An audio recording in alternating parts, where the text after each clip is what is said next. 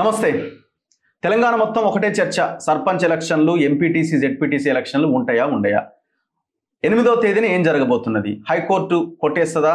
అనుకూలంగా తీర్పిస్తుందా? 9వ తేదీన నోటిఫికేషన్ వస్తుందా రాదా? నిన్న సుప్రీంకోర్టులో వేసిన పిటిషన్ ఏమవుతుంది రేపు? అంటే రేపు విచారణ ఉన్నది. సో ఇట్లా దాని చుట్టే తిరుగుతున్నది. దసరా పండుగ రోజు ఊర్లకు పోయిన ప్రతి ఒక్కరికి కనబడుతుంది. సర్పంచ్గా పోటీ చేసే అభ్యర్థులు అయితే కొంతమంది దరిదాపులో కూడా రాలే. ఎక్కడ ఖర్చు పెట్టాల్సి వస్తుందో, అసలు ఎలక్షన్లు రాకపోతే ఎట్లా అన్న ఒక ఆలోచనలో వాళ్ళు ప్రజలకు అందుబాటులో కూడా లేకుండా పోయినారు. సో అంటే ఒక రకమైన వాతావరణం ఉన్నది, ఎలక్షన్లు జరుగుతాయా జరగవా అన్న కోణంలో. సో ఏం జరగబోతున్నది? అసలు కాంగ్రెస్ పార్టీ 42% రిజర్వేషన్ అంశంలో ఎంత చిత్తశుద్ధితో ఈ రిజర్వేషన్ అంశాన్ని తెర మీదకి తీసుకొచ్చింది? దీని మీద మనం మాట్లాడదాం. ఈ అంశం మీద మాట్లాడడానికి గతంలో ఓబీసీల పోరుబాట అనే పుస్తకాన్ని రాశారు పరికిపండ్ల నరహరి గారు. మనందరికీ తెలుసు, మన తెలంగాణ బిడ్డ. ఇప్పుడు మధ్యప్రదేశ్లో ఐఏఎస్గా ఆయన ప్రిన్సిపల్ సెక్రటరీగా బాధ్యతలు నిర్వర్తిస్తున్నారు. దసరా పండుగ సెలవుల నిమిత్తం ఆయన హైదరాబాద్కి, తెలంగాణకి రావడం జరిగింది. సో ఆయన ఈ తెలంగాణలో జరుగుతున్న ఈ సామాజిక అంశాల మీద మాట్లాడుతూనే ఉన్నారు. మనం కూడా లాస్ట్ టైం ఇంటర్వ్యూ చేయడం జరిగింది. అసలు ఈ రిజర్వేషన్స్ అంశం ఎంతవరకు వచ్చింది, ఎంతవరకు వచ్చే అవకాశం ఉంది, అమలు అవుతుందా కాదా, అండ్ దాంతోపాటుగా ఈ సర్పంచ్ ఎలక్షన్స్ డిలే అవ్వడం వల్ల ఒక ఐఏఎస్ అధికారిగా గ్రామాల్లో జరుగుతున్న నష్టం ఎంత, దీని మీద మనం మాట్లాడదాం. సార్ నమస్తే. నమస్తే రఘు, దసరా శుభాకాంక్షలు. ధన్యవాదాలు. ప్రేక్షకులందరికీ, మన తెలుగులో చూస్తున్న అందరికీ నా తరఫున దసరా శుభాకాంక్షలు. మీకు కూడా సార్. Thank you. ఎలా ఉన్నారు? బాగున్నారు. ఓకే, ఇప్పుడు స్టేట్ అంతా ఒకటే డిస్కషన్. అక్టోబర్ 9th నోటిఫికేషన్ వస్తుందా రాదా? షెడ్యూల్ వచ్చినది, మధ్యలో కొన్ని హర్డిల్స్ ఉన్నాయి. హైకోర్టులో కేసు, సుప్రీంకోర్టులో కేసు. మీకేమనిపిస్తున్నది? సో నువ్వు చెప్తున్నట్టు యావత్ తెలంగాణ అంతా ఇదే డిస్కషన్ అనే దాంట్లోనే ఆన్సర్ ఉన్నది. యాక్చువల్గా అసలు డిస్కషన్ ఎందుకు వస్తున్నది? ఈ డిస్కషన్ అసలు ఈ 42% ఇంప్లిమెంట్ అవుతుందా కాదా, కోర్టులు దీన్ని కొట్టివేస్తాయా, లేకపోతే దీని మీద స్టే ఇస్తా, లేకపోతే దీని మీద టిక్ మార్క్ కొడుతుందా అనే డిస్కషన్ రాకుండా ఉండాల్సింది. వస్తున్నది అనంటే అనుమానాలు అనంటే దీంట్లో అంటే అనుమానమే కాకుండా ఎక్కడో దగ్గర మొదటి నుంచి ఈ డిస్కషన్ ఏదైతే ఉన్నదో ఇదే కరెక్ట్ డైరెక్షన్ లో ఇది పోతలేదు అనేటువంటి భావన అందరికీ కలుగుతున్నది. ప్లస్ ఇప్పుడు ఓబీసీల పోరుబాటు పుస్తక దీన్ని విడుదల చేసినప్పుడు అప్పుడు చెప్పినా, ఈ రోజు కూడా చెప్తున్నా, అందరూ పొలిటికల్ పార్టీస్ కానీ చాలా మంది అంటే నిర్ణయాలు తీసుకునేటువంటి వాళ్ళకి ఎట్లా అనిపిస్తున్నది అంటే బీసీలు ఇంకా వెనుకబడి ఉన్నారు, ఎక్కడో ఉన్నారు, ఏదో ఆలోచన విధానంలో ఎక్కడో వెనుకబడి ఉన్నారు అని అనుకుంటారు. కానీ బీసీలు చాలా తెలివిగల వాళ్ళు అనేది మర్చిపోతారు. సో బీసీలు ఈ రోజు ఉన్నటువంటి బీసీలు పోరుబాట దానికి రావడానికి కారణం ఏంది అనేటువంటిది ఆలోచించడం లేదు. మీరు 42% ఇస్తానని మీరు మేనిఫెస్టోలో కామారెడ్డి డిక్లరేషన్లో పెట్టిండ్రు. ఆ తర్వాత 2 బిల్లులు, ఒక ఆర్డినెన్స్, ఆ తర్వాత ఒక జియో పట్టుకొచ్చిండ్రు. బిల్లు తర్వాత జియో వచ్చింది. సో బీసీలకి అర్థమైతలేదా? బీసీలకి అసలు మీరు వేస్తున్నటువంటి స్టెప్ బై స్టెప్ ఏదైతే నిర్ణయాలు తీసుకుంటున్నారో, ఇన్ని నిర్ణయాలు తీసుకోవాల్సినటువంటి అవసరం ఎందుకు వస్తున్నదని బీసీలకు అర్థమైతలేదా? సో నేనేమంటున్నానంటే రేపు అది ఉంటుందా ఉండదా దానికంటే మీరు ఎక్కడో దగ్గర బీసీల యొక్క ఈరోజు ఉన్నటువంటి ఆలోచన విధానాన్ని మీరు లెక్క వేయలేకపోతున్నారు. అంచనా వేయలేకపోతున్నారా? తెలిసి కూడా తప్పు వాళ్ళ లైన్లో వాళ్ళు వెళ్తున్నారా? నేను అంటున్నాను, ఖచ్చితంగా మీరు ఒక సిస్టమేటిక్ గా స్టెప్ బై స్టెప్ ఈ విధంగా వెళ్తా అంటే మనం ఎప్పుడైనా కూడా కానీ ఏదైనా రిజల్ట్ కి పోవాలంటే కొన్ని స్టెప్స్ వేయాలి, కొన్ని మెట్లు ఎక్కాలి. ఇప్పుడు వాళ్ళు వేసిన స్టెప్స్ లో సరే మీరు మెట్టు బై మెట్టు నువ్వు చేరుకొని లాస్ట్ కి రిజల్ట్ దానిగా రావాలి. నువ్వు వేసినటువంటి ప్రతి స్టెప్ రాంగ్ అయినప్పుడు నువ్వు రిజల్ట్ ఎట్లా వస్తుంది? ఎక్కడ రాంగ్ మీరు చెప్పండి. టోటల్ ఫస్ట్ 9th షెడ్యూల్లో పెట్టాలి అని విద్యా ఉద్యోగాల్లో 42%, లోకల్ బాడీస్లో 42% అని ఒక 2 బిల్లులు తెచ్చారు. సభ ఆమోదించింది మొత్తం అన్ని పార్టీలు కలిపి అసెంబ్లీ. గవర్నర్ పోయింది, గవర్నర్ రాష్ట్రపతికి పంపిండు, అది అక్కడ పెండింగ్లో ఉంది. దాని తర్వాత ఒక ధర్నా చేసిండ్రు, ఢిల్లీలో ధర్నా చేసారు, అది అక్కడ పెండింగ్లో ఉన్నది. దాని తర్వాత పంచాయతీరాజ్ చట్ట సవరణ 285A సెక్షన్ సవరిస్తూ ఒక ఆర్డినెన్స్ తెచ్చారు, గవర్నర్ పంపారు, గవర్నర్ దాన్ని పెండింగ్లో పెట్టారు, న్యాయ సలహాకు పంపించాడు. ఈ సంతకం పెడతలేడు ఆయన అని చెప్పి మళ్ళీ ఒక 2 బిల్లులు తెచ్చారు. నేను ఏమంటున్నాను ఇక్కడ స్టెప్ బై స్టెప్. ఇప్పుడు నేను షామీర్పేట నుంచి సోమాజిగూడ నీ దగ్గరికి రావడానికి ఒక రూట్ పట్టుకొని వచ్చిన. ఈ రూట్ లో వస్తే నీ దానికి వచ్చి స్టూడియోకి వచ్చిన. అసలు నేను సోమాజిగూడ రావాలనే నాకు లేదు. ఓకే, ఆడ నుంచి నేను ఇంకేదో రూట్ లో పోతుంటే నేను ఎందుకు చేరుకుంటా సోమాజిగూడ? మరి ఆ రూట్ ఏందనేది ఎవరు చెప్పాలి? టోటల్ మీరు ఎంచుకున్నటువంటి స్టెప్ బై స్టెప్ ప్రతి నిర్ణయము 42% చేరుకునే విధంగా చేయనే లేదని అంటున్నా నేను. ఎన్నో రోజుల నుంచి ఈ విషయాల మీద చర్చించడం జరుగుతా ఉన్నది. కానీ somewhere or the other correct అయినటువంటి న్యాయ నిపుణులు, అదేవిధంగా సలహాకారులు, ఎక్స్పర్ట్స్ ని పట్టుకొని దీన్ని ముందుకు వెళ్ళాలి. లోకల్ బాడీ ఏంటిది అనేది ఫస్ట్ మనం అర్థం చేసుకోవాలి. అసలు లోకల్ బాడీ లో ప్రతిసారి ఏం చేస్తున్నారు అంటే లోకల్ బాడీలన్నీ లెజిస్లేచర్ తోని అంటే మన చట్టసభలతోని కంపారిజన్ చేసుకుంటా పోతున్నారు. లోకల్ బాడీస్ వేరు, చట్టసభలు వేరు. ఇది బాగా అందరు అర్థం చేసుకోవాల్సింది. మనకి 2 ఎలక్షన్ కమిషన్లు ఉంటాయి. ఒకటి స్టేట్ ఎలక్షన్ కమిషన్ అని ఉంటుంది, ఒకటి ఎలక్షన్ కమిషన్ ఆఫ్ ఇండియా అని ఉంటుంది. ఎలక్షన్ కమిషన్ ఆఫ్ ఇండియా అనేది చట్టసభల కోసము ఎలక్షన్లు నడిపిస్తుంది. అదేంటిది? ఎమ్మెల్యేల కోసము, ఎమ్మెల్సీల కోసము, లోక్సభ ఎంపీల కోసము, రాజ్యసభ ఎంపీల కోసము, అటు ప్రెసిడెంట్ కోసము, వైస్ ప్రెసిడెంట్ కోసము వాళ్ళు ఎలక్షన్లు చేస్తారు. లోకల్ బాడీ నిర్ణయించేది ప్రతి స్టేట్ లో ఒక స్టేట్ ఎలక్షన్ కమిషన్ అని ఉంటుంది. అది జనరల్ గా స్టేట్ లో ఉన్నటువంటి గవర్నమెంట్, ఆ ముఖ్యమంత్రి, ఆ గవర్నమెంట్ ఏం చేస్తారంటే ఒక సీనియర్ అధికారిని, సీనియర్ న్యాయ కోవిదుడిని తీసుకొచ్చి దానికి స్టేట్ ఎలక్షన్ కమిషన్ కి చైర్మన్ చేసి లోకల్ బాడీ ఎలక్షన్స్ చేయడం జరుగుతుంది. లోకల్ బాడీ ఎలక్షన్స్ మొత్తము స్టేట్ గవర్నమెంట్ పరిధిలో అంటే జరుగుతుంది. లోకల్ బాడీ అనేది లోకల్ ఎలక్షన్. లోకల్ ఎలక్షన్ అంటే స్థానిక స్వయం ప్రాతిపత్తి కల్పించేటటువంటి 73rd, 74th రాజ్యాంగ సవరణ ద్వారా వచ్చినది లోకల్ బాడీ ఎలక్షన్.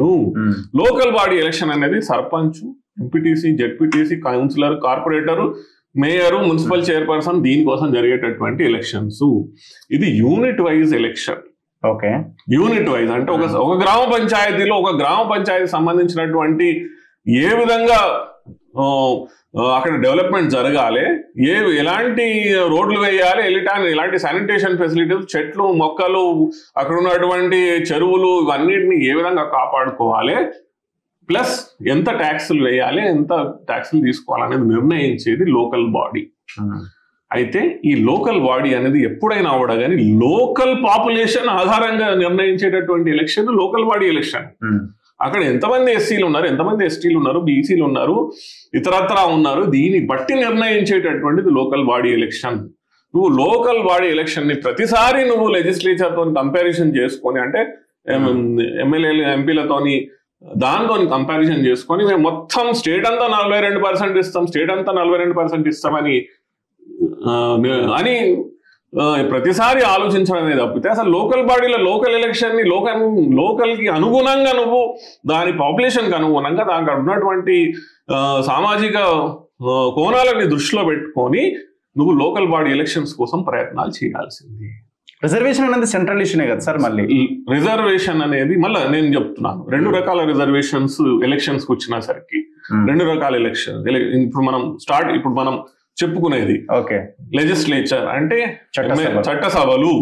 చట్టసభల కోసం రిజర్వేషన్లు ఒక ఎత్తు అయితే లోకల్ బాడీస్ కోసం రిజర్వేషన్లు ఇంకొక ఎత్తు. మనకు 2 నిర్ణయాలు చాలా ఇంపార్టెంట్, మనం బాగా గుర్తుపెట్టుకోవాల్సింది. సుప్రీంకోర్టు ద్వారా వచ్చినటువంటి నిర్ణయాలు 2. ఒకటి ఇందిరా సాహ్ని కేసు. ఇందిరా సాహ్ని కేసులో మనకి యావత్ దేశంలో అన్ని రకాలైనటువంటి రిజర్వేషన్లకు సంబంధించినటువంటి నిర్ణయము అది ఇందిరాసాని కేసు. రెండవది ఇంపార్టెంట్ నిర్ణయము Nagaraju versus union of India. ఏదైతే మహారాష్ట్ర ప్రభుత్వము లోకల్ బాడీ ఎలక్షన్స్ లో ఓబీసీల రిజర్వేషన్ పెంచడానికి ప్రయత్నం చేసినప్పుడు నాగరాజు వర్సెస్ యూనియన్ ఆఫ్ ఇండియాలో ఒక ట్రిపుల్ టెస్ట్ అనేటువంటి ఒక సిస్టమ్ ని పట్టుకొచ్చి లోకల్ బాడీ అనేది లోకల్ ఎలక్షన్ కాబట్టి ఫస్ట్ నీకు ఈచ్ యూనిట్ వైజ్ నీ దగ్గర అసలు ఎస్సీలు ఎంత ఉన్నారు, ఎస్టీలు ఎంత ఉన్నారు, ఓబీసీలు ఎంత ఉన్నారు దాన్ని చేయకుండా నువ్వు లోకల్ బాడీ ఎలక్షన్ చేయలేవు, చేయకూడదు అనేటువంటిది చెప్పింది Nagaraju versus union of India.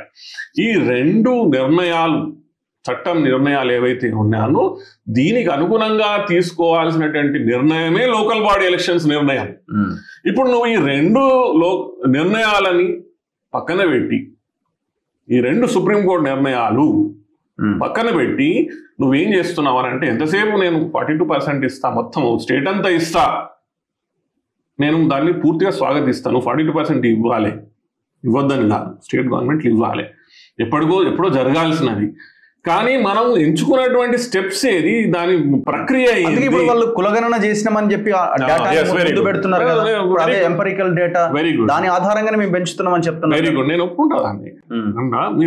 మీరు మంచి పని చేసిండ్రు. మీరు కులగణన కుల సర్వే అనేటువంటిది ఏదైతే చేసిందో దానికంటే ముందు మీరు ఇంకొక మంచి నిర్ణయం కూడా తీసుకున్నారు. ఏంది? Bhusani Venkateswararao one man commission వేసినారు, డెడికేటెడ్ కమిషన్ వేసినారు. చాలా మంచి నిర్ణయం. దాని తర్వాత ఆ డెడికేటెడ్ కమిషన్ ఆధారంగా మీరు ఏం చేసినారు, మొత్తం స్టేట్ అంతా సర్వే చేసినారు. వెరీ గుడ్, మంచి పని చేసినారు. స్టేట్ అంతా సర్వే చేసిన తర్వాత ఏం చేసినారు, 42% బీసీలో రిజర్వేషన్ కల్పిస్తామనేటువంటి రికమెండేషన్ భూసాని వెంకటేశ్వరరావు కమిషన్ ఇచ్చినట్టు మీరు దాన్ని చూపించుకున్నారు. అది సరే, ఒప్పుకున్నాను, దాన్ని కూడా మీరు ఏదో చేసి ఇచ్చినారు. ఓకే, ఇచ్చిన తర్వాత మీరు యూనిట్ వైజ్ ఇగో ఈ గ్రామ పంచాయతీలో ఎంతమంది ఎస్సీ ఎస్టీ బీసీలు ఉన్నారు, ఓకే, సో ఎస్టీలు 10% ఉన్నారు, ఎస్సీలు 15% ఉన్నారు, మిగిలిన 25% ఏదైతే ఎస్సీ ప్లస్ ఎస్టీ 25 అయింది కదా, 10 ఎస్సీలు 15% ఎస్టీలు ఉన్నారు అనుకున్నారు. మిగతా 25 ఉన్నారు చూడు, ఆ 25% బీసీలకు ఇస్తాము. లేకపోతే ఎస్సీలు 5% ఉన్నారు, ఎస్టీలు 5% ఉన్నారు, అంటే 10 అయింది కదా, 40 మిగిలింది, 30 మిగిలింది కదా, ఆ 30 5 ఎస్సీ అనుకుందాము, 5 ఎస్టీ అనుకుందాము, 10 మిగతా 40 బీసీలకు ఇస్తాము. ఇది యూనిట్ వైజ్ రిజర్వేషన్. అది మీరు మొన్న మీరు అంటున్న దాని ప్రకారం 50% దాటొద్దని మీరు కూడా చెప్తున్నారు. ఈ రోజు ఉన్నటువంటి పరిస్థితులలో మనం ఇందిరాసాని యూనియన్ ఆఫ్ నాగరాజు చెప్పుకున్నాం కదా. నువ్వు ఫస్ట్ దాన్ని అతిక్రమించడానికి దాని నుంచి 50% పైకి తీసుకెళ్ళడానికి ఏ నిర్ణయాలు జరిగినాయి, ఏం ప్రయత్నాలు జరిగినాయి? ఆ ప్రయత్నం చేయకుండానే నేను చేస్తా, ఇది మొత్తం స్టేట్ అంతా నేను 42% చేస్తానంటే ఇది ఎట్లా సాధ్యమవుతుంది? ఇందాక మీరు స్టార్టింగ్ లోనే ఫస్ట్ క్వశ్చన్ అడిగిండ్రు, ఏం అడిగిండ్రు, రేపు ఉంటాయా ఎలక్షన్స్, ఉండవా? సో మరి ఆ రెండు నిర్ణయాలలో ముందు ఇందిరాసాని కేసులో నిర్ణయాన్ని మీరు అతిక్రమించి దాన్ని అధిగమించి చేయడానికి మీరు ఏ నిర్ణయం తీసుకున్నారు? కులగణన అన్నది యూనిట్ వైజ్ డేటానే కదా, కాదంటారా? గ్రామాల్లో ప్రతి ఇంటికి పోయారు కదా. మొన్న ఇచ్చినటువంటి జియోలో వాళ్ళు అదే చెప్తున్నారు, మేము ఒక సింగిల్ డెడికేటెడ్ కమిషన్ వేసినాము, దాని తర్వాత మేము ఒక 42% మొత్తం రిజర్వేషన్స్ 42% అరైవ్ అయినట్టు మీరు చెప్పుకున్నారు కదా. నాకు చెప్పుకున్నప్పుడు మీరు దాన్నే మీ జియోలోనే దాన్ని పేర్కొనొచ్చు కదా. ఇట్లా మేము triple test supreme court Nagaraju versus union of India అనేటువంటి నిర్ణయంలో ఇచ్చినటువంటి ట్రిపుల్ టెస్ట్ కి అనుగుణంగానే మేము నిర్ణయం తీసుకుంటున్నాము, దానికి అనుగుణంగా మేము ఈ 42% ని 50% లోపు కుదించి SC plus ST plus BC 50% పైకి పోకుండా ఎట్ 42% బీసీలకు ఇస్తామని చేస్తున్నామని ఎక్కడ పేర్కొనలేదు. ఎట్లా సాధ్యమైంది సార్ అది? అదే కదా ఇప్పుడు కాదు, ఇప్పుడు ఎస్సీ ఎస్టీల జనాభా ఎంత ఉంది, మిగతాది బీసీలకే ఇస్తే 42% ఎట్లా పాసిబుల్ అయింది? అది 67 దాకా పోతున్నది కదా. మనము మళ్ళీ నిర్ణయాలు తీసుకునేటప్పుడు ఎప్పుడైనా కూడా కానీ ఏది సాధ్యం ఏది అసాధ్యం అనేది మనం నిర్ణయించుకోవాలని మనం అనుకున్నాం కదా. మధ్యప్రదేశ్ ప్రభుత్వము సేమ్ ట్రిపుల్ టెస్ట్ చేసి 14% నుంచి 35% బీసీలకి రిజర్వేషన్లు కల్పించడం జరిగింది యూనియన్ లోకల్ బాడీస్. ఎప్పుడు సార్ మీరు ఉన్నారా? నేను మధ్యప్రదేశ్ లో ఉన్నప్పుడే. అప్పుడు నేను ఆ డిపార్ట్మెంట్ చూడలేదు, కానీ అదంతా పరీక్ష దాన్ని మనం అబ్జర్వ్ చేస్తూనే ఉన్నాము. దాని మొత్తం సంబంధించినటువంటి రిపోర్ట్ ఏది డెడికేటెడ్ కమిషన్ రిపోర్ట్ నేను మహేష్ కుమార్ గౌడ్ గారికి, రామచంద్రరావు గారికి అందరికి పంపించిన. Plus at the same time మనము అప్పుడు వకలాబండం కృష్ణమోహన్ గారు ఉన్నారు, వారు తెలంగాణ బీసీ కమిషన్ చైర్మన్ ఉన్నప్పుడు వారి మొత్తం బృందము మధ్యప్రదేశ్ వచ్చి అది స్టడీ చేసి వచ్చినది. సో ట్రిపుల్ టెస్ట్ అనేది ఈ రోజు లోకల్ బాడీ ఎలక్షన్స్ కి ఈ రోజు ఉన్నటువంటి పరిస్థితులలో అన్లెస్ అని అంటే దాన్ని కాన్స్టిట్యూషనల్ అమెండ్మెంట్ ద్వారా కానీ, రాజ్యాంగ సవరణ ద్వారా కానీ, లేకపోతే 9th షెడ్యూల్లో తీసుకెళ్లి పెట్టడం కానీ జరగనంత వరకు మీరు ఈ రోజు ట్రిపుల్ టెస్ట్ దాటి లోకల్ బాడీ ఎలక్షన్స్ ని చేయలేరు. సుప్రీంకోర్టు మహారాష్ట్ర ప్రభుత్వము ఓబీసీ రిజర్వేషన్ లోకల్ బాడీస్ కి పెంచినప్పుడు కొట్టివేసింది. అంటే ఇప్పుడు చేసిన కులగన ట్రిపుల్ టెస్ట్ కాదని అంటున్నారా మీరు? నేనేమంటున్నానంటే మీరు ట్రిపుల్ టెస్ట్ చేసిన చెప్పుకుంటలేరు అంటున్నా. మీరు చెప్పుకుంటే అయిపోయేది కదా. రేపు కోర్టుకి చెప్తారేమో సుప్రీంకోర్టులో అనుకుందాము. లెటర్స్ మరి రేపు చెప్తానన్నప్పుడు మరి నోటిఫికేషన్ ఇవన్నీ ఎందుకు? మీరు రేపు సుప్రీంకోర్టు చెప్పాల్సిందే. మొన్న ప్రజలకు కూడా చెప్తే అయిపోయేది కదా జియో ద్వారా మేము ట్రిపుల్ టెస్ట్ చేసినాం అనేసి. ఇప్పుడు మధ్యప్రదేశ్ లో ఎట్లా చేశారు సార్? అదే వస్తున్నది మళ్ళీ యూనిట్ వైజ్ సి మనము ఇప్పుడు పాయింట్ సార్ ఇప్పుడు కొంత క్లారిటీ. 12,000 గ్రామ పంచాయతీలు, అందులో 42% సర్పంచ్ అభ్యర్థులకి బీసీలకి అవకాశం కల్పించారు. నేను చెప్పేది విను. ఎగ్జాక్ట్లీ. సో మధ్యప్రదేశ్ లో ఏం జరిగింది, దేన్నైతే సుప్రీంకోర్టు ఆమోదించిందో అది చెప్తున్నా. మనం ఫస్ట్ నేను ఈ ఆర్గ్యుమెంట్ ఫస్ట్ నుంచి మీకు చెప్పేది ఏమిటంటే అందరూ అర్థం చేసుకోవాల్సింది ఏమిటంటే యూనిట్ వైజ్ ఉంటుంది లోకల్ బాడీ. యూనిట్ ఏంటంటే లెటెస్ట్ గ్రామ పంచాయతీ యూనిట్. ఓకే, మీ గ్రామ పంచాయతీ ఏంటి? మాది వెల్వర్తి అనే గ్రామ పంచాయతీ మనం తీసుకుందాం. మేము ఈ గ్రామ పంచాయతీలో మీరు మీ దగ్గర ఎస్సీలు 5% ఉన్నారు, ఎస్టీలు 5% ఉన్నారు అనుకుందాం. ఓకే అయితే మీ బీసీలు లెటెస్ట్ 50% ఉన్నారు అనుకుందాం. సో 5 + 5 + 50 60% కదా. కానీ రిజర్వేషన్ 50% ఇవ్వచ్చు ఈ రోజు ఉన్నటువంటి పరిస్థితులలో. అది supreme court local body elections Nagaraju versus union of ఇండియాలో చాలా క్లియర్ గా చెప్పేసింది. అది ఈ రోజు ఉన్నటువంటి ఫుల్ అండ్ ఫైనల్. అది మీరు రేపు 42% తీసుకొని పోయి మేము స్టేట్ అంతా చేస్తానంటే కూడా ఎందుకు ఇప్పుడు మనం కాదు అయ్యే పరిస్థితి లేదా ఎందుకు అని అంటున్నామంటే అది మీరు first supreme court union of India versus Nagaraju కేసులో మీరు దాన్ని క్లారిఫై చేసుకోవాలి. నేనేమంటున్నానంటే 5% ఎస్సీ ఎస్టీలు ఉన్నప్పుడు మీరు అక్కడ 18% ఎస్సీ 9% ఎస్టీ ఎలా ఇస్తారు? ఓకే అందుకని ప్లస్ ఎక్కడ ఏ యూనిట్ లో ఎంతమంది ఏ వర్గానికి సంబంధించిన వాళ్ళు ఉంటే అంతే రిజర్వేషన్ ఇవ్వాలి. First priority SC. క్యాండిడేట్ ఒక్కడే ఉంటాడు కదా సార్ ఊరికి? సర్పంచ్ కాదు నేను అనేది. అరే సర్పంచ్ ఒక్కడే ఉంటాడు, నీకు వార్డులు కూడా ఉన్నాయి కదా. వార్డులు కూడా ఉన్నాయి కదా. సో సుప్రీంకోర్టు ఇచ్చిన నిర్ణయంలో ఏంటంటే మీరు ఓవరాల్ రిజర్వేషన్ వర్తించదు, యూనిట్ వైజ్ రిజర్వేషన్ వర్తిస్తుంది. అక్కడ 5% ఉంటే 5% రిజర్వేషన్ ఇవ్వాలి, అక్కడ 5% ఎస్టీలు ఉంటే 5% ఇవ్వాలి, మిగిలిన బీసీలకి ఏంటి? అట్లనే ఫర్ ఎగ్జాంపుల్ మీ గ్రామ పంచాయతీలో 15% ఎస్సీలు ఉన్నారు, 9% ఎస్టీలు ఉన్నారు. ఎంత అయింది? 15 + 9 24 అయింది. 24 అయింది కదా. మీరు 26% మీ దగ్గర బీసీలకు ఇచ్చుకోవచ్చు. అర్థమైందా? మీరు 42% అంటున్నారు కదా. ఓకే ఫర్ ఎగ్జాంపుల్ మీ గ్రామ పంచాయతీలో 2% ఎస్సీలు ఉన్నారు, 4% ఎస్టీలు ఉన్నారు. 2 + 4 6 అయింది కదా. 40 + 42 వరకు అత్యధికంగా 42% బీసీలకు ఇచ్చుకోవచ్చు. సో 2 + 4 + 42 <50 అంటే 42% అక్కడ ఇచ్చుకోవచ్చు. ఈ విధంగా రిజర్వేషన్ ని యూనిట్ వైజ్ చేయాలన్నటువంటిది గౌరవ సుప్రీంకోర్టు నిర్ణయం. సరే, ఇది వార్డ్ మెంబర్లకు సెట్ అవుతుంది మీరు అన్న లెక్క ప్రకారం? వార్డ్ మెంబర్లకి సెట్ అవుతుంది. 12,000 సర్పంచ్ ఎట్లా డివైడ్ చేస్తారు సార్ 42%? సేమ్ మీ పాపులేషన్ ఓటర్ లిస్ట్ మీరు మనం చేసింది కదా. ఓకే, ఏది భూసాని వెంకటేశ్వరరావు కమిషన్ ఏం రిపోర్ట్ ఇచ్చింది? మరి మీకు రిజర్వేషన్ ఇచ్చి ఉంటుంది కదా. మొత్తం గ్రామ పంచాయతీలు అన్ని కలిపితే గ్రామ పంచాయతీలు మొత్తం కలిపి తీసుకుంటే ఎస్సీలు ఎంత, ఎస్టీలు ఎంత, బీసీలు అని ఇవ్వలేదా? సో ఫస్ట్ ఎస్సీలకి నిర్ణయించుండి, నెక్స్ట్ ఎస్టీలకు నిర్ణయించుండి, మిగిలింది బీసీలకి ఇవ్వండి. సో యూనిట్ వైజ్ వెళ్ళినప్పుడు ఏమవుతుంది అంటే, యూనిట్ వైజ్ వెళ్ళినప్పుడు మనము ఓవరాల్ తీసుకున్నటువంటి రిజర్వేషన్ అంత రిజర్వేషన్ ఉండదు ఎస్సీ ఎస్టీలకి. సో అక్కడ వెసులుబాటు అనేది బీసీలకు జరుగుతుంది. లేటెస్ట్ మనం అర్బన్ లోకల్ బాడీస్కి వద్దాం. అర్బన్ లోకల్ బాడీస్కి వచ్చినప్పుడు ఏమవుతుందంటే, అర్బన్ ఏరియాస్లలో ఎస్టీలు తక్కువ ఉంటారు, ఎస్సీలు కూడా కొంచెం తదనుసారంగా కొంచెం తక్కువ ఉంటారు. అలాంటప్పుడు మీకు బీసీలకి ఎక్కువ రిజర్వేషన్ ఇచ్చేటటువంటి ఆస్కారం కలుగుతుంది. సో మధ్యప్రదేశ్లో అదే జరిగింది. మధ్యప్రదేశ్లో కూడా SC reservation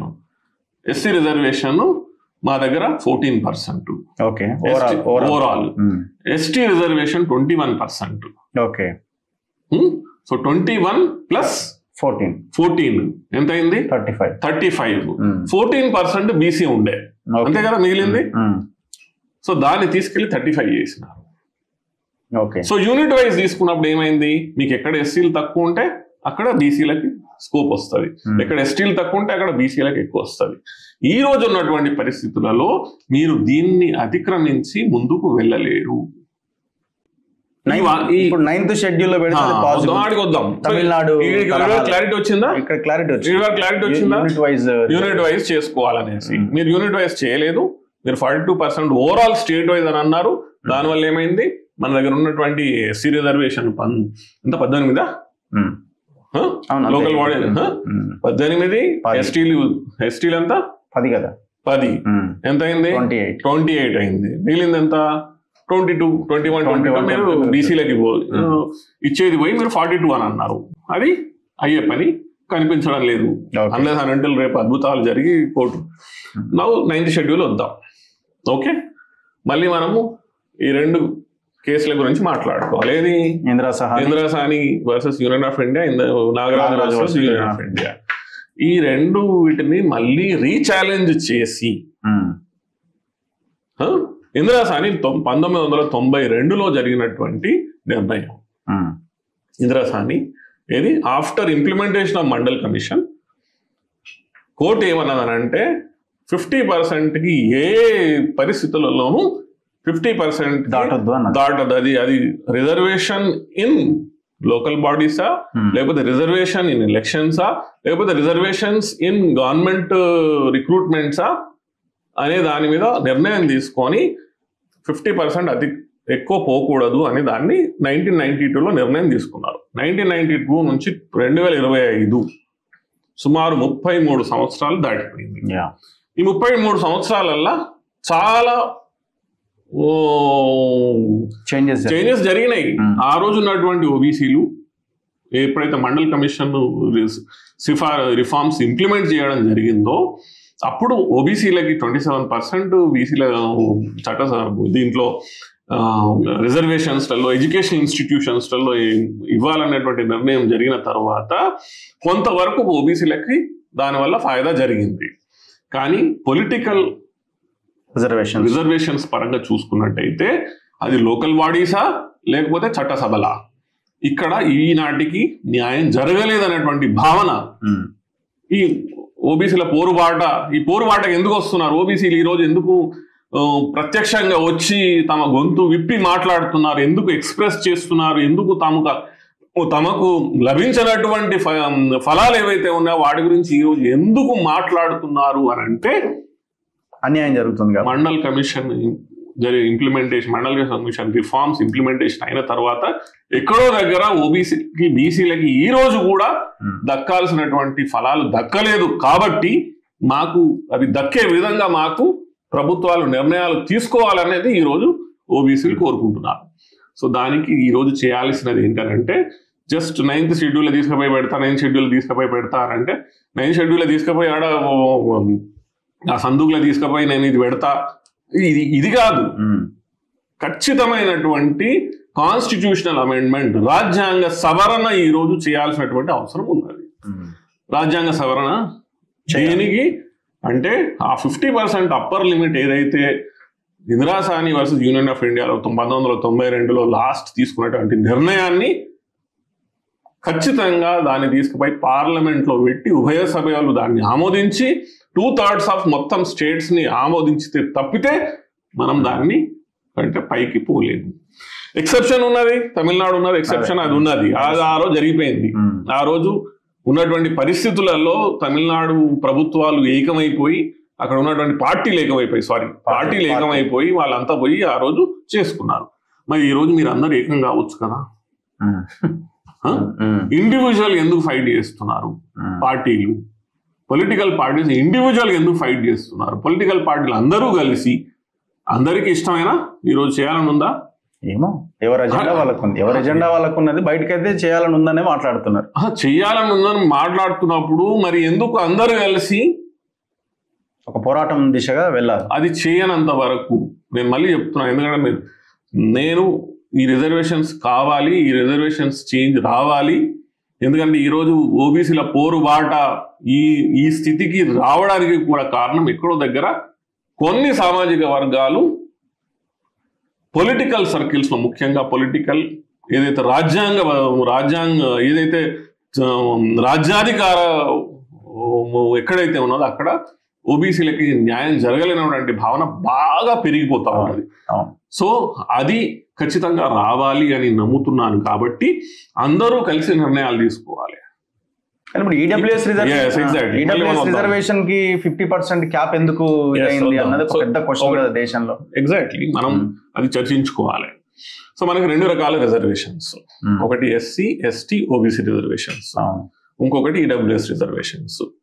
SC ST OBC రిజర్వేషన్లు ఎందుకు తీసుకురావడం జరిగిందనంటే ముఖ్యంగా ఎస్సీలకి ఎస్టీలకి చారిత్రాత్మకంగా అన్యాయం జరిగినది, సామాజిక పరంగా వాళ్ళ మీద చాలా రకాల అత్యాచారాలు, చాలా రకాలైనటువంటి అణచివేతలు జరిగినాయి. కాబట్టి వారికి ఉన్న ఎస్సీలకి ఎస్టీలకి ఒక న్యాయం జరగాలన్న ఉద్దేశంతో తీసుకొచ్చింది ఎస్సీ ఎస్టీ.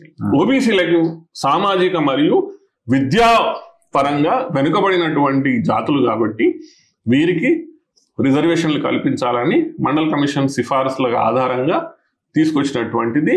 ఇది మనం చూసుకున్నట్టయితే రాజ్యాంగంలో 15(5) ఆర్టికల్ 15(5) ఆర్టికల్ 15(4) ఇది ముఖ్యంగా మనకి దాంట్లో పెట్టి 15(4) 15(5)లో ఎస్సీ ఎస్టీ ఓబీసీ రిజర్వేషన్స్ ఇచ్చి సామాజిక మరియు విద్యాపరంగా అనేటువంటి క్లాజ్ని తీసుకొచ్చి పెట్టడం జరిగింది. ఈడబ్ల్యూఎస్ రిజర్వేషన్ తీసుకొచ్చినప్పుడు చాలా తెలివిగా దాన్ని ఓన్లీ ఆర్థికమైనటువంటి వెనుకబాటు తనం ఉన్నటువంటి వారికి తీసుకొచ్చి ఎకనామికల్లీ వీకర్ సెక్షన్స్ అని దాన్ని 15(6) ఆర్టికల్ 15(6)లో పెట్టిండ్రు. పెట్టినప్పుడు గౌరవ సుప్రీంకోర్టులో ఛాలెంజ్ జరిగినప్పుడు ఏమన్నారు, అక్కడ మనం బాగా క్లియర్గా ఉండాలి. ఎస్సీ ఎస్టీ ఓబీసీ ఒక కేటగిరీ, ఈడబ్ల్యూఎస్ ఇంకొక కేటగిరీ, దానికి దీనికి సంబంధం లేదు. సో ఎప్పుడైతే మనము సామాజికంగా మరియు విద్యాపరంగా వెనుకబడినటువంటి జాతులు ఈ ఎస్సీ ఎస్టీ ఓబీసీ ఉన్నాయో దీని రిజర్వేషన్ 50% దాటద్దు అని ఒక సెపరేట్ కేటగిరీ తయారు చేసిండ్రు. ఈడబ్ల్యూఎస్ కి వచ్చినంత వరకు ఏమన్నారంటే ఇది ఆర్థికంగా వెనుకబడుతనం కాబట్టి ఇది సెపరేట్ కేటగిరీ, ఇది 10% అవుట్ ఆఫ్ 100%, అది 50% అవుట్ ఆఫ్ 100% అని 2 కేటగిరీలు తయారు చేయడం జరిగింది. చాలా చాకచక్యంతో ఫటాఫట్. ఇప్పుడు అక్కడ మీరు అన్న పార్టీలన్నీ ఏకమైనాయి. సో నేను మళ్ళీ ఏమంటున్నానంటే ఎస్, ఓబీసీలు ఈ రోజు చాలా తెలివిగలైనారు, అన్ని రంగాలలోకి ముందుకు రావాలనేటువంటి ఆరాటంతో ఉన్నారు. మరియు ఆస్పిరేషనల్ క్లాసెస్ అంటే ఒక లెవెల్ నుంచి నెక్స్ట్ లెవెల్కి వెళ్ళాలి అనేటువంటి ఆలోచన విధానంతో సామాజిక ఆర్థిక రాజకీయ అన్ని రంగాలలో ముందుండాలనుకున్నటువంటి వాళ్ళకి ఖచ్చితంగా ఈరోజు రాజ్యాధికార పరంగా చూసుకున్నట్టయితే అక్కడ మనకి క్లియర్ గా కనిపిస్తున్నది, నువ్వు కింద ఉన్నావు, నువ్వు కిందనే ఉండాలి, లేకపోతే నీకు ఇక్కడ స్థానం లేదు అని చాలా క్లారిటీతో సమాజము, పొలిటికల్ పార్టీస్ చూపిస్తున్నాయి. ఇలాంటి తరుణంలో మనము రాజ్యాంగ సవరణ ఈజ్ అల్టిమేట్. దీన్ని మీరు అందరూ మనం అర్థం చేసుకోవాలి. రాజ్యాంగ సవరణ అనేది అల్టిమేట్. ఇది అన్ని పొలిటికల్ పార్టీస్ ఏకమై ఏ విధంగానైతే ఈడబ్ల్యూఎస్ రిజర్వేషన్ కోసం ఏకమై చాకచక్యంతో ఫటాఫట్ అన్ని చేసుకున్నారు, అదే విధంగా ఓబీసీ రిజర్వేషన్స్ లోకల్ బాడీస్ కి, అదే విధంగా చట్టసభలలో కూడా, అది ఇంకా చాలా ఇంపార్టెంట్ కదా. సో ఇవి రెండు జరగాల్సినటువంటి అవసరం ఉన్నది. కాబట్టి నేను మళ్ళీ రిక్వెస్ట్ చేసేది అందరితో, నేను ఈ ఓబీసీల పోరుబాట పుస్తకం కోసమా, లేకపోతే నేను ఇన్ జనరల్ కూడా సమాజంలో ఉన్నటువంటి ఓబీసీలకు సంబంధించి ఎస్సీ ఎస్టీ అన్ని సామాజిక వర్గాలకు సంబంధించిన దాన్ని మనం చూసుకున్నట్టయితే మనము ఈరోజు ఈ ఒక్క నిర్ణయం దిశగానే అందరూ ప్రయత్నం చేయాల్సినటువంటి అవసరం ఉన్నది. ఇప్పుడు తాత్కాలికంగానైతే ఈ రిజర్వేషన్స్ సాధించాల్సిన అవసరం కూడా ఉన్నది కదా.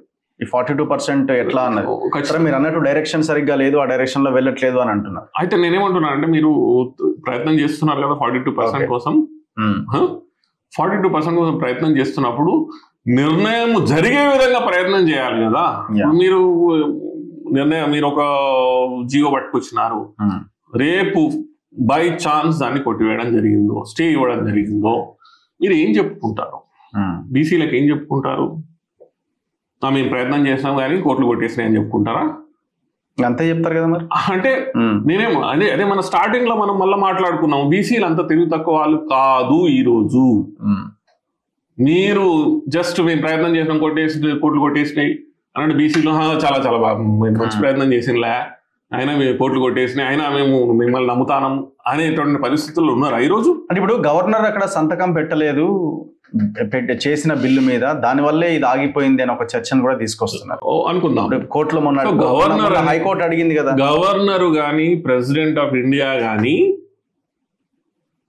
సుప్రీంకోర్టు తీసుకున్నటువంటి నిర్ణయాలు ఏవైతే ఉన్నాయో రిజర్వేషన్ విషయంలో దాన్ని అతిక్రమించి నిర్ణయాలు తీసుకుంటారా? ఓకే, అది ఆషామాషి విషయమా? లేకపోతే అది మిగతా సింపుల్ ఇష్యూస్ లాగా దీన్ని కూడా వాళ్ళకి వీళ్ళు పంపించగానే సంతకం చేయాలి అనేటటువంటిది కాదు. సమగ్రమైనటువంటి, ఎందుకంటే సమగ్రమైనటువంటి నిర్ణయాలు నిర్ణయాలు తీసుకునే ముందు సమగ్రమైనటువంటి ఆలోచన చేసి అటు చట్టసభలలో, ఇప్పుడు రేపు ఫర్ ఎగ్జాంపుల్ గవర్నర్ ఆమోదించినంత మాత్రాన అది కోర్టులో దాన్ని కోర్టు ఒప్పుకుంటుందా?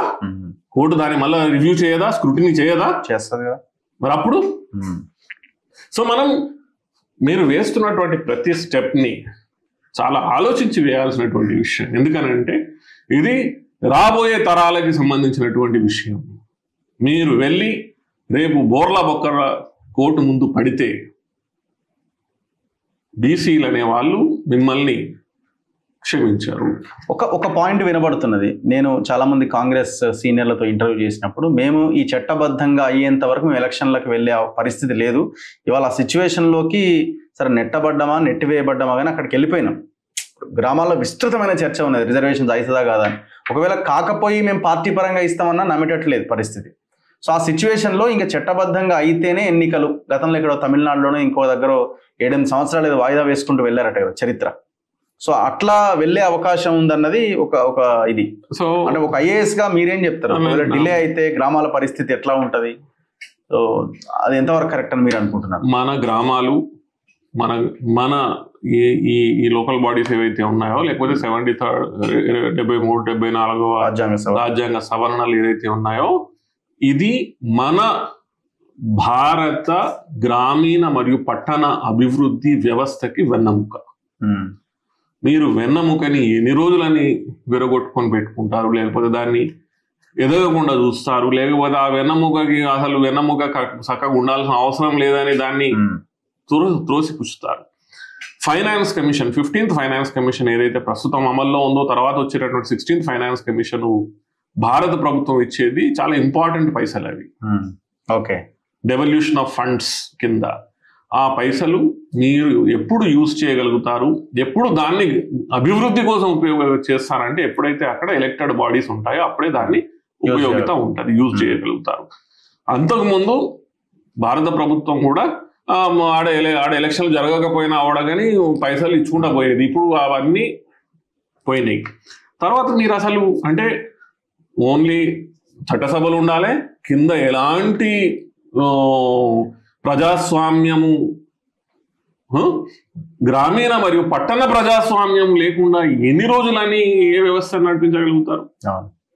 అంటే మన ప్రజాస్వామ్యమే గ్రామీణ పట్టణ లోకల్ బాడీస్ నుంచి వస్తుంది, మన ప్రజాస్వామ్యమే. అక్కడ మనం ఎన్ని రోజులని దాన్ని పక్కన పెట్టి ఆ ఎలక్షన్లు జరగవు, మెల్ల చేసుకుందాము, టైం దొరికినప్పుడు మనకు అన్ని రకాలుగా పాజిటివ్గా ఉన్నప్పుడే చేసుకుంటా పోదాం అనుకోవడము మన ప్రజాస్వామ్యాన్ని మనమే కించపరచడము, మన ప్రజాస్వామ్యాన్ని మనమే దాన్ని ప్రజాస్వామ్యబద్ధంగా మనం పటిష్టం కాకుండా చూసుకున్న వాళ్ళం అవుతాం. అందుకని ఖచ్చితంగా ఎలక్షన్స్ జరగాలి. సో ఇక్కడలాగే ఉంటుందా సార్ మిగతా స్టేట్స్ లో కూడా? Sarpanch, MPTC, ZPTC three tier system అన్ని స్టేట్స్ లో. కానీ ఎంపీటీసీలో అసలు అవసరం ఏముందన్నది కూడా ఒక చర్చ. అసలు దీనికి మీరేం చెప్తారు? అంటే వీళ్ళకి ఒక సీట్ ఉండదు, వాళ్ళకి ఒక బడ్జెట్ ఏముంటుందో తెలియదు. ఆ రోజు పోటీ చేసిన రోజు ఎంపీటీసీ అంతే. దాని తర్వాత ఇప్పుడు మనం ఎప్పుడైతే రాజ్యాంగ సవరణలు చేసి 3 టైర్ సిస్టమ్ పట్టుకొచ్చినామో, గ్రామ పంచాయతీ, మండల పంచాయతీ మరియు జిల్లా పంచాయతీ ఇవన్నీ వ్యవస్థలు పట్టుకొచ్చినామో, మనం ఆ రోజే వివిధ రకాలైనటువంటి హెల్త్, ఎడ్యుకేషన్, మిగతా గ్రామీణ పట్టణాభివృద్ధికి సంబంధించినటువంటి పట్టణాలకు సంబంధించిన దాని ఏ డిపార్ట్మెంట్ల యాక్టివిటీస్, ఎలాంటి నిర్ణయాలు ఎవరు తీసుకోవాలనేది ముందు నుంచే దాంట్లో పేర్కొనడం జరిగింది. ఏమైందనంటే ఆ తర్వాత ప్రభుత్వాలే దాన్ని శిథిలం చేసినాయి. ఈ అవసరం లేదు, మీ నిర్ణయాలు మేమే తీసుకుంటాము, మీ ఈ గ్రామీణాభివృద్ధికి సంబంధించిన పట్టణాభివృద్ధికి సంబంధించినటువంటి ఎంపీటీసీలు, జెడ్పీటీసీలు తీసుకోవాల్సిన నిర్ణయం మేమే తీసుకుంటాం, కౌన్సిలర్లు, కార్పొరేటర్లు, మేయర్లు తీసుకోవాల్సిన నిర్ణయాలు కూడా మేమే తీసుకుంటామని డెమోక్రసీ అంటే ఈ డీసెంట్రలైజేషన్ ఆఫ్ పవర్ సెంట్రలైజ్ అయిపోయింది. దాన్ని సెంట్రలైజ్ చేసుకొని అవి అవసరం లేదు, ఎంపీటీసీలు ఎందుకే, జెడ్పీటీసీలు ఎందుకే అనేటటువంటి మాట తీసుకొచ్చింది. కానీ ఎక్కడైనా కూడా కానీ ప్రభుత్వాలు పటిష్టంగా ఉండాలంటే, ప్రజాస్వామ్యము పటిష్టంగా ఉండాలంటే ఖచ్చితంగా లోకల్ బాడీస్ పటిష్టంగా ఉండాలి. డీసెంట్రలైజేషన్ ఆఫ్ పవర్ జరగాల్సిందే. మనం ఎంత పవర్స్ కింద వరకు మనం ఇవ్వగలిగితే అంత కింద నుంచి డెవలప్మెంట్ పై వరకు వస్తుంది. ఇప్పుడు మనం ఏం చేస్తున్నాము, పై నుంచి కిందికి చూస్తున్నాం దాన్ని. మనకేం నచ్చిందంటే ఈ ఊళ్ళో పోతా ఉంటారే, ఈ ఊళ్ళో ఏదో మంచి బిల్డింగ్ కడితే బాగుండు, ఈ ఊళ్ళో హెలిప్యాడ్ కలితే బాగుండు అని పైన ఉన్నోడు అనుకుంటాడు. అక్కడ లోకల్ ఉన్నోడు ఏమనుకుంటాడు, అరే నేను వర్షాకాలం వచ్చినప్పుడు కాలువ దాటడానికి చిన్న బ్రిడ్జ్ ఉంటే బాగుండేది చిన్న అని వాళ్ళు అనుకుంటారు. లోకల్గా ఉండేవాడికి లోకల్ సమస్యలు తెలుసు. నువ్వు స్టేట్ వైడ్ నిర్ణయాలు తీసుకున్నావు, నీకు స్టేట్ వైజ్ పర్స్పెక్టివ్ ఉంటుంది. నువ్వు ఎక్స్ప్రెస్ వేలు కట్టు, ఆర్ఆర్ఆర్లు కట్టు, ఓఆర్ఆర్లు కట్టు, లేకపోతే ఎయిర్పోర్ట్లు కట్టు, కానీ చిన్న బ్రిడ్జ్ ఏదైతే వేయాలో అది లోకల్ బాడీ నిర్ణయం తీసుకుంటాం. సో ఈ ఇంటర్నల్ స్వాతంత్రం, ఈ ఇంటర్నల్ ప్రజాస్వామ్యం, ఈ ఇంటర్నల్ డీసెంట్రలైజేషన్ ఆఫ్ పవర్స్ ఖచ్చితంగా జరగాల్సిందే. లోకల్ బాడీస్ కి పవర్స్ ఇంకా అత్యధికంగా ఇవ్వాల్సిందే. దీనికి రిలేటెడే అనుకుంటున్నాను నేను ఈ క్వశ్చన్. ఈ జెన్జీ అని ఒక పోరాటం స్టార్ట్ అయింది. జెన్జీ, జెన్జెడ్ రకరకాలుగా మాట్లాడుతున్నారు. నేపాల్లో ప్రభుత్వం మీద తిరుగుబాటు, అక్కడ ఒక ప్రధానమంత్రి భార్య దాంట్లో చనిపోవడము, 20 మంది యువకులు చనిపోవడము, ఈ అవినీతి మీద పోరాటము, సోషల్ మీడియాను నిషేధించిన పోరాటాన్ని ఈ రకంగా ఎవరికి వాళ్ళుగా మాట్లాడుకుంటున్నారు. అంతకుముందు బంగ్లాదేశ్లో జరిగిన ఫైట్, అక్కడ ప్రధానమంత్రి దేశం విడిచి పారిపోయే సిచ్యువేషన్.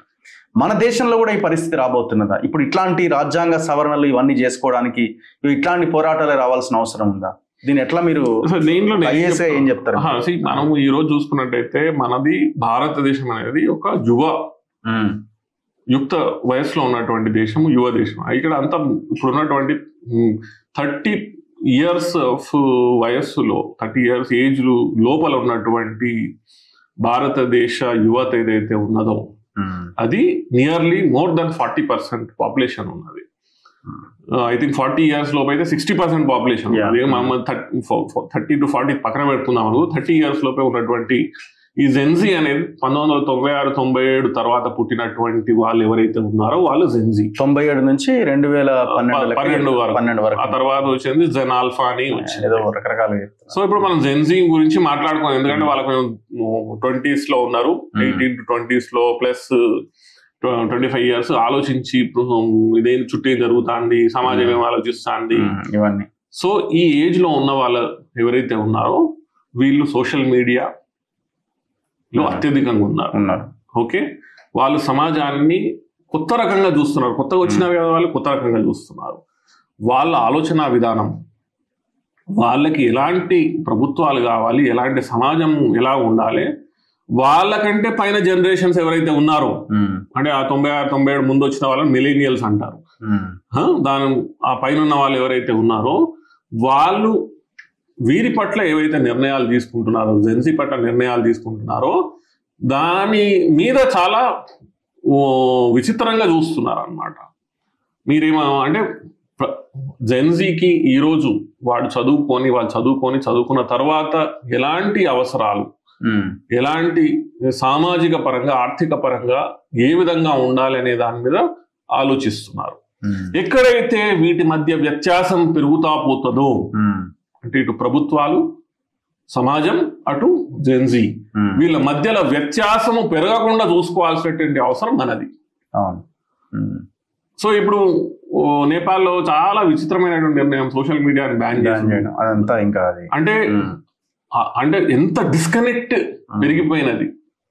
సో భారతదేశం చాలా పెద్ద దేశం, ఇక్కడ ఇలాంటి పరిస్థితులు రావు, దానికి ఆస్కారం లేదు. కానీ మనము ఎంతవరకు జెన్జీతోని ఈ నిర్ణయాలు తీసుకున్నటువంటి ప్రభుత్వాలు కానీ, సమాజం కానీ, సమాజం అంటే మనకు సమాజంలో ఉన్నటువంటి వివిధ సంఘాలు, నానా రకాల సివిల్ సొసైటీస్ ఇవన్నీ ఉన్నారు కదా, అటు ఎడ్యుకేషన్ పరంగా ఎడ్యుకేషన్ ఇన్స్టిట్యూషన్స్ లో ఉన్నటువంటి టీచర్స్, అసలు మీరు ఎంతవరకు వాళ్ళ ఆశలు, ఆశయాలు, ఆస్పిరేషన్స్ ఏమున్నాయని ఎంతవరకు మాట్లాడగలుగుతున్నారు, వాళ్ళని ఎంతవరకు అర్థం చేసుకోగలుగుతున్నారు? సోషల్ మీడియా నిషేధం అంటే దాంట్లో చాలా అంశాలు ఉన్నాయి కదా. అక్కడ కరప్షన్ అన్నది మెయిన్ థింగ్. నేపాల్లో కరప్షన్ మీద పోస్టులు, ప్రభుత్వ వ్యతిరేక పోస్టులు, వీటి మీద పెడుతున్న వాటిని నిషేధించడం కోసం కదా వాళ్ళు సోషల్ మీడియాని తీసేయాలనుకున్నది. అంటే అక్కడ వాళ్ళు ఏదైతే ఎక్స్ప్రెస్ చేస్తున్నారో వాళ్ళ ఆలోచన, మాకు కరప్షన్ రహితమైనటువంటి సొసైటీ కావాలి, మాకు జాబ్స్, మాకు చేతి నిండా పని దొరికే విధంగా మా కోసం గవర్నమెంట్ నిర్ణయాలు తీసుకోవాలి. ప్లస్ ఈ నెపో బేబీస్ అని, నెపో కిడ్స్ అని, అంటే తరతరాలుగా వారసత్వ పరంగా అన్ని వాళ్ళకే పోతున్నాయి. తండ్రి తర్వాత మళ్ళీ వాళ్ళ పిల్లలు, వాళ్ళు కూడా అట్టహాసంగా దాన్ని ప్రదర్శించడము. సో ఇక్కడ మనం చాలా బాగా అర్థం చేసుకోవాల్సింది ఏంటంటే ఈవెన్ రిక్రూట్మెంట్స్ కూడా నేను చాలా ఇంపార్టెంట్ గా ఈ రోజు చెప్తున్నాను. ఈ రిక్రూట్మెంట్ ప్రాసెసెస్ ఏవైతే ఉన్నాయో, ప్రభుత్వ రిక్రూట్మెంట్ ప్రాసెస్ ని చాలా ట్రాన్స్పరెంట్ గా తీసుకోవాల్సినటువంటి అవసరం ఉన్నది. అది Group 1 లా, Group 2 లా ఎన్ని పోస్టులు ఇస్తారో అది తర్వాత సంగతి, కానీ ఎంత ట్రాన్స్పరెన్సీ ఉంటే అంత మంచిది. అదే విధంగా స్కిల్ డెవలప్మెంట్ మీద పనిచేయాలి. ఖాళీగా ఎవరిని ఉండకుండా చూసుకోవాల్సినటువంటి అవసరం మనది. ఖాళీగా ఉన్నాడంటే వాడి మెదడు ఇంకో డైరెక్షన్ లో ఖచ్చితంగా ఆలోచిస్తున్నదని మనకు అర్థం. సో ప్రభుత్వాలు ఈరోజు సివిల్ సొసైటీస్ ద్వారా పేరెంట్స్ అసోసియేషన్స్ ద్వారా, లేకపోతే ఇంకా వేరే మాధ్యమాలని క్రియేట్ చేసి వాళ్ళని అర్థం చేసుకొని వారి అవసరాలకు అనుగుణంగా, అంటే పిల్లలకి ఈరోజు వస్తున్నటువంటి జెన్జీ పిల్లలకి పేషెన్స్ లెవెల్స్ చాలా తక్కువ అన్నంత మాత్రాన వాళ్ళు తప్పు చేస్తున్నారని కాదు, కానీ వాళ్ళకి ఏంటంటే వాడు పుట్టకతోనే మొబైల్ ఉన్నది చేతిలో. నీకు నాకు ఉండేనా? అంత లేదు కదా. మరి లేనప్పుడు వాడి తప్పేంటి, వాళ్ళ తప్పేంటి? సో మొబైల్ చేతిలోకి వచ్చినప్పుడు మొబైల్లో గేమ్స్ ఆడతారు, మొబైల్లో రీల్స్ చూస్తారు, లేకపోతే ఇంకేదైనా చేస్తారు. కానీ దాన్ని మనం తప్పుపట్టి నువ్వు అసలు అన్ని తప్పులే చేస్తున్నావు, నువ్వు అసలు ఇది చేయట్లేదు, అది చేయట్లేదు అనే దానికంటే కరెక్ట్ డైరెక్షన్స్ ఇవ్వాల్సినటువంటి అవసరం కూడా సమాజానికి ఉన్నది. ఓకే, ఆ రకంగా మనం చేయకుండా ప్రతిదాన్ని తప్పుపట్టి ఇవి తప్పు చేస్తున్నావు అంటే ఆబ్వియస్గా దాంట్లో వాళ్ళకు ఉన్నటువంటి ఆస్పిరేషన్స్, వాళ్ళకు ఉన్నటువంటి కోరికలను అణచివేసే ధోరణితో ప్రయత్నాలు ఏదైతే జరుగుతున్నాయో ఇది మంచిది కాదు. చాలా ఇంపార్టెంట్. ప్రభుత్వాలు ఈరోజు మనం అత్యధికంగా స్కిల్ డెవలప్మెంట్ మీద, అత్యధికంగా సెల్ఫ్ ఎంప్లాయ్మెంట్ మీద, అత్యధికంగా వాళ్ళకి ఏదో ఒక రకంగా పని కల్పించేటటువంటి వాటి మీద ప్రభుత్వాలు పని చేయాలి. దానికోసం నేనేమంటున్నానంటే మళ్ళీ ఇదే మనం ఎందుకు మనము సమసమాజం కోసం మనం ప్రయత్నం చేస్తున్నాం అంటే సమసమాజంలో ఇక్కడ కూడా అత్యధికంగా మళ్ళీ వెనుకబడినటువంటి తరగతులు ఏవైతే ఉన్నాయో వాళ్ళకి నువ్వు స్పేస్ లేకుండా చేస్తున్నావు. నువ్వు స్పేస్ క్రియేట్ చేయాలి, ఏదో ఒక విధంగా చేయండి. మనం ప్రతిదీ మనం రిజర్వేషన్ అనట్లేదు. మనం ఏమంటున్నాం అంటే నువ్వు ఆస్కారం ఇవ్వు. లేదు నువ్వు సిస్టానికే పనికిరావు, నువ్వు అసలు అవసరమే లేదు, నువ్వు పోయి ఇంట్లో ఉండు, మేమే అన్ని చేస్తాం, మేమే అన్ని చూసుకుంటాం అనేటువంటి ధోరణి ఏదైతే ఉన్నదో ఇది సమాజానికి మంచిది కాదు. ఈ సమాజంలో ఉన్నటువంటి ప్రతి వ్యక్తి ఇంపార్టెంట్, సమాజంలో ఉన్నటువంటి ప్రతి యువత ఇంపార్టెంట్. వారికి నువ్వు సముచితమైనటువంటి స్థానం కల్పించు, అవకాశాలు ఇవ్వు, స్థానం కల్పించు, వాళ్ళ కోరికలకు అనుగుణంగా వ్యవస్థల్ని క్రియేట్ చేయి. లేకపోతే సమాజంలో ఖచ్చితంగా ఒక ఆత్మ న్యూనతాభావం పెరిగిపోతుంది. యువతలో ఆత్మ న్యూనతాభావం అనేది చాలా డేంజరస్. దాని గురించి కూడా ఆలోచించాలి. Anyway thank you sir, thank you very much. Thank you. So ఇది నరహరి గారితో స్పెషల్ ఇంటర్వ్యూ. చూద్దాం మరి ఇలాంటి పోరాటాల దిశగా ప్రజలు రోడ్ల మీదకి వచ్చేలాగా ప్రభుత్వాలు అవకాశం ప్రజలకు ఇవ్వకూడదు. సో ప్రజలకు అవకాశాలు, గొప్ప గొప్ప అవకాశాలు కల్పించి మంచి పరిపాలన చేస్తే వీటన్నిటికీ సొల్యూషన్ దొరుకుతుంది. ఇక మనం ముందు మాట్లాడుకున్న సర్పంచ్, ఈ లోకల్ బాడీ ఎలక్షన్స్ విషయంలో ప్రభుత్వం సరైన డైరెక్షన్లో వెళ్ళట్లేదు అన్నది ఐఏఎస్గా ఆయన చెప్తున్నమాట. సో ప్రభుత్వాలు వీటన్నింటినీ పరిగణలోకి తీసుకోవాల్సిన అవసరం ఖచ్చితంగా ఉంది. లేకపోతే ఖచ్చితంగా రేపు హైకోర్టులో, రేపు సుప్రీంకోర్టులో, తర్వాత హైకోర్టులో ప్రభుత్వానికి వ్యతిరేక అండ్ ముఖ్యంగా బీసీలకి వ్యతిరేకమైన తీర్పులే వచ్చే అవకాశం ఉన్నది. చూస్తూనే ఉండండి మన తొలి వెలుగు.